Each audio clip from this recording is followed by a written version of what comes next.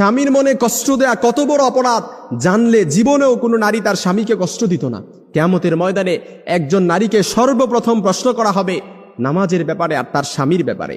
আম্মা জান আয়েশা রাদিয়াল্লাহু তাআলা আনহা বলেন, ইয়া মাশারান নিসা, হে নারী সম্প্রদায়, লাউ তাআলামনা হাক্কা আজওয়াজি কুন্না আলাইকুন্না, তোমরা যদি জানতে তোমাদের কতটা দায়িত্ব স্বামীদের উপর, লাজালাতিল মারআতু মিনকুন্না তামসাহুল গুবার আন কাদামাইহি যাওজিহা বিখাদ্দি ওয়াজহিহা। অর্থাৎ স্বামীর উপর যে কতটা দায়িত্ব, তোমরা যদি স্বামীদের গুরুত্ব বুঝতে পারবে তাহলে তোমাদের গাল দিয়ে স্বামীর পায়ের ধুলা মুছে দিতে। সুবহানাল্লাহ বিহামদি। এতটা গুরুত্ব স্বামীদের উপর।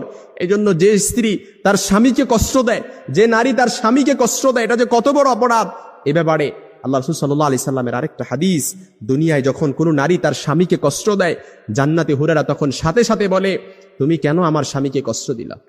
কেন তুমি আমার স্বামীকে কষ্ট দিলা? কাতালা কিল্লা, আল্লাহ তোরে ধ্বংস করুক, আল্লাহ তোরে ধ্বংস করুক। কেন জান্নাতে হুরেরা এমন বলে? কারণ তারা বলে, এই স্বামী যেমন তোমার ঠিক তদ্রূপ এই স্বামী আমাদেরও। কারণ সে দুনিয়া থেকে মৃত্যুবরণ করতে দেরি, জান্নাতে আসতে দেরি, তার জন্য আমাদেরকে অবধারিত করতে আল্লাহ তাআলা দেরি করবে না। এজন্য মনে রাখবেন যে নারীরা তার স্বামীকে কষ্ট দেয়। আপনি তো বোঝেন না, আপনি যে স্বামী পাইছেন এটা একটা হীরার টুকরা পাইছেন। আপনি যে স্বামী পাইছেন এই স্বামীর কদর করতে হবে। আল্লাহ রাসূল বলেন, আল্লাহ ছাড়া কাউকে সিজদা দেওয়ার আদেশ আমি দেই না, তবে আল্লাহ ছাড়া কাউকে সিজদা দেওয়ার আদেশ যদি আমি দিতাম তাহলে প্রত্যেক নারীকে বলতাম স্বামীর পায়ে সিজদায় লুটিয়ে পড়ো।